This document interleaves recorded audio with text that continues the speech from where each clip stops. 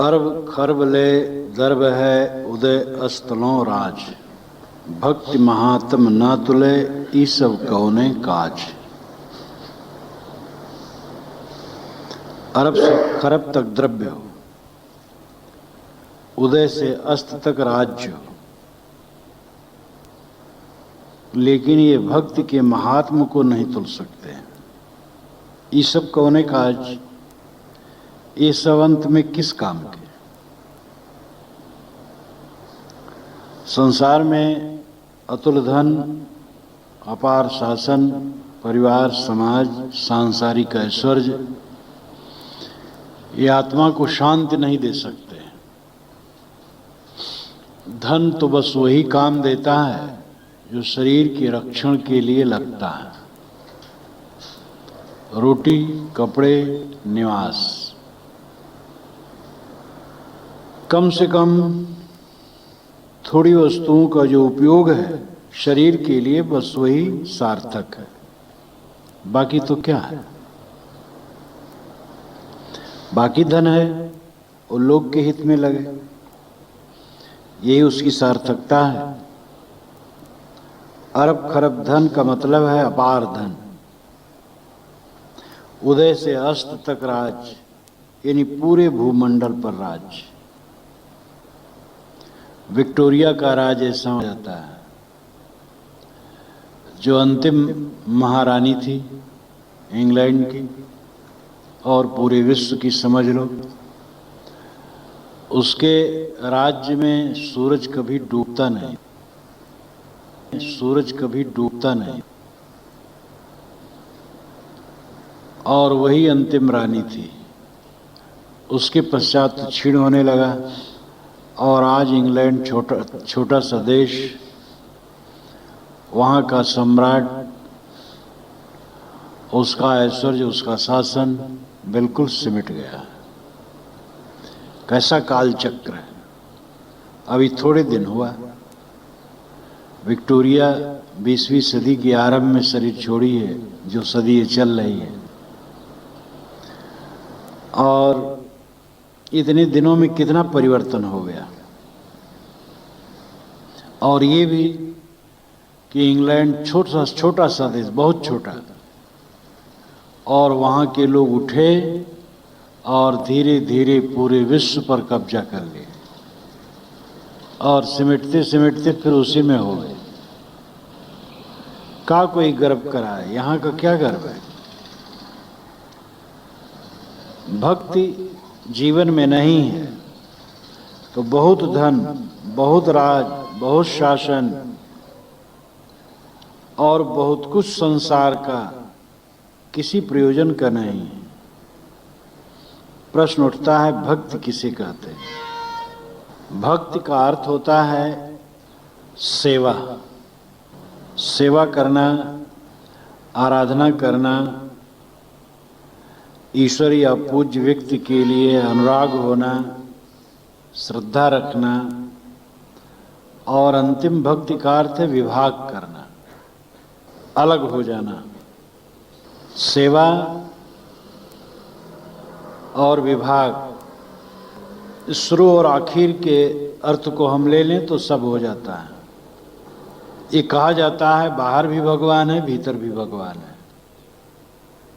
बाहर भगवान देखो सब बैठे हैं, भीतर भगवान मेरा अपना आपा है। बाहरी भगवान की सेवा और भीतरी भगवान की उपासना। जो आंख से दिखाई देते हैं प्राणी, उनकी सेवा। सेवा तो सबकी कोई नहीं कर सकता है, लेकिन किसी का कुछ हरे ना, किसी कुछ नुकसान न करे, और जो बन सके जितने अंश में सेवा करे, यही संभव है। तो जो बाहर के भगवान है उनकी सेवा, जो भीतर का भगवान है उसकी उपासना। बाहर के भगवान ये प्राणी हैं। घर के जितने सदस्य हैं भगवान भगवती हैं।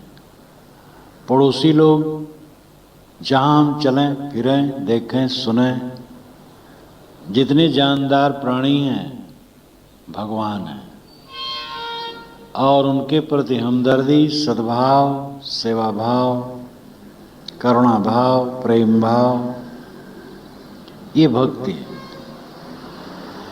और भीतर का भगवान स्वयं अपना आपा है, आत्मस्तित्व, चेतन तत्व, मन को समेट करके उसमें स्थित हो। उपासना का अर्थ है निकट बैठना। उपासना का अर्थ है चित्त से निरंतर चिंतन करना। उपासना का अर्थ है एकदम उसी में डूब जाना। तो सुस्वरूप में डूब जाना, स्वरूप में स्थित होना, ये अंतिम भक्ति है। और फिर अपने अपने ढंग से जो कुछ भक्ति के नाम पर लोग करते हैं उसमें भी हित है। कोई मूर्ति चित्र रख करके उसकी उपासना करता है, कोई शून्य में ईश्वर की कल्पना करके उपासना करता है, वह भी चेतन के लिए ही है। चेतन की उपासना होनी चाहिए, जड़ की नहीं। और जो जड़ की सेवा होती है वो भी चेतन के लिए होती है। प्राणियों की सेवा करें, चेतन की सेवा करें। लेकिन हम मकान की भी सेवा करते हैं, मकान को झाड़ते हैं, पोंछते हैं, और कितनी सब चीजें हैं जड़ पदार्थ, उनको हम संवारते सुधारते, उनकी भी सेवा करते हैं। उनकी सेवा चेतन सेवा के लिए है। मकान में प्राणियों मनुष्यों को रहने की बात न हो तो मकान को कोई नहीं सुधारेगा। जड़ पदार्थों की जो सेवा की जाती है वो चेतन की सेवा के लिए है। इसलिए सेवा का आलंबन चेतन है, जड़ नहीं। जड़ की भी सेवा चेतन की सेवा के लिए है। मकान, मशीन, वस्त्र, पुस्तकें और भी चीजें जो हम उनको संवारते सुधारते हैं वो चेतन के लिए करते हैं। इसलिए चेतन उपासनीय है, सेव्य। लोग शून्य में ईश्वर की कल्पना करके उसकी उपासना करते हैं, वो भी चेतन के लिए ही है, अपनी आत्मा के उद्धार के लिए। बाहर ईश्वर की कल्पना करते हैं, शून्य में सूझबूझ के अनुसार जहां तक जो भक्ति उपासना करते हैं उसमें कुछ न कुछ मनुष्यों का हित है। लेकिन असली बात पर जाने की जरूरत है। असली बात है प्राणियों के प्रति कोमल भाव और अपने स्वरूप के प्रति अनुराग, जिसको मैंने शुरू में कहा कि जो लोग कहावत है कि भगवान भीतर भी है, भगवान बाहर भी है, तो उसको वैज्ञानिक दृष्टि से ही समझना चाहिए कि जो हमसे अलग हैं बाहर जितने प्राणी, उस सगुण भगवान है, और उनके प्रति हित भाव होना, इस सगुण भगवान की उपासना है, बाहर के भगवान के प्रति भक्ति है। और भीतर अपना आपा है जो निर्गुण है, तीनों गुणों से अतीत है, उसमें स्थित होना, ये आंतर ईश्वर की भक्ति है। ईश्वर नाम स्वामी, स्वयं स्वरूप ही ईश्वर है, अपना आपा ही ईश्वर है, आत्मा ही ब्रह्म है, आत्मा ही ईश्वर है, आत्मा ही भगवान है। मन को समेट करके उसमें स्थित हो जाना अंतिम भक्ति। स्वामी शंकराचार्य का ये वाक्य बड़ा महत्वपूर्ण है। स्वस्वरूपानुसंधानम भक्तिरित विधीयते। स्वस्वरूप का अनुसंधान भक्ति कहलाती है। अब इसके लिए पूज्य सुनरागो भक्ति, पूज्य के प्रति अनुराग, गुरु संत विवेकवान न मिले, रास्ता दिखाने वाले न मिले, तो स्वरूप ज्ञान स्वरूप स्थित का पता ही नहीं होगा। प्राणी मात्र के प्रति सद्भाव रखना है और उन प्राणियों में ऐसे मनुष्य हों जो विवेक वैराग संपन्न हों, अपनी साधना में स्थित हों। ऐसे महापुरुषों के दर्शन, संगत, साहचर्य हमारे लिए कल्याणकारी है। संसार में हम जहाँ तक घूमें फिरें, देखें, सुने, संसारी आदमी, वे भोजन दे सकते हैं, वस्त्र दे सकते हैं, द्रव्य दे सकते हैं, हाथ जोड़ सकते हैं, सत्कार कर सकते हैं, मोक्ष के काम में अग्रसर नहीं कर सकते। उसमें वे करेंगे जो मोक्ष कार्य में लगे हैं, उन्हीं को हम संत गुरु कहते हैं। तो प्राणी मात्र के प्रति भक्ति यानी सेवा भाव, सद्भाव रखना है,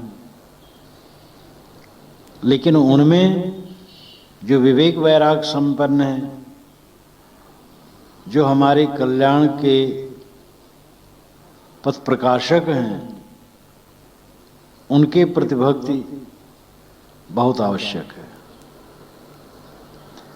अपरा और पराभक्ति जो दो भक्ति कही जाती है, अपरा का मतलब है जो पार न गई हो, परा का मतलब है जो पार पहुंच गई हो। तस्मिन् दृष्टे परावरे भिद्यते हृदय ग्रंथिश्छिद्यन्ते सर्व संशया क्षीयन्ते चास्य कर्माणि तस्मिन् दृष्टे परावरे। जिसके हृदय की गांठें सब कट गई, सारा मोह कट गया। भिद्यते हृदय ग्रंथिश्छिद्यन्ते सर्व संशया, और सारे संशय छिन्न हो गए। क्षीयन्ते चास्य कर्माणि, और उसके सारे कर्म नष्ट हो गए। तस्मिन् दृष्टि परावरे, उसकी दृष्टि पर अवर होती है, आर पार, पार दृष्टि, पदार्थ पार दृष्टि। पराभक्ति स्वरूप स्थिति, अपराभक्ति महापुरुषों के प्रति श्रद्धा है, और प्राणी मात्र के प्रति सद्भाव है। तो भक्ति का अर्थ है हमारा हृदय कोमल हो, पूरी विश्व सत्ता के प्रति हमारा मन कोमल हो, और इष्ट सद्गुरु संतों के प्रति श्रद्धा, विनम्रता, आज्ञाकारिता हो, और ऐसी स्थिति में जीवन पूरा धुल जाएगा और तब स्वरूप स्थिति के योग्य होगा, और अंततः सारी कामनाओं का त्याग करके अपने स्वरूप में स्थित हो। ये भक्ति का लक्षण है। भक्ति का एक अर्थ होता है श्रद्धा, और श्रद्धा का अर्थ ही होता है सत्य को धारण करना। श्रत और धा, ये दो पदों को मिला करके श्रद्धा शब्द बनता है। सत्य को धारण करना श्रद्धा है, और सत्य स्वयं ही है। ये स्वयं आत्मा ही सत्य है, तो आत्मस्थिति ही श्रद्धा है, आत्मस्थिति ही भक्ति है। भक्ति के नाम पर प्रपंच भी है। ईश्वर के दर्शन लोग कराते हैं, उनके शरण में पहुंचो 3 दिन में ईश्वर दर्शन करा देते हैं, कोई तो तत्काल करा देते हैं, रिद्धि सिद्धि देते हैं, मुकदमे में विजय करा देते हैं, और बहुत कुछ करते हैं। ऐसे गुरुओं के चक्कर में लोग फंस जाते हैं।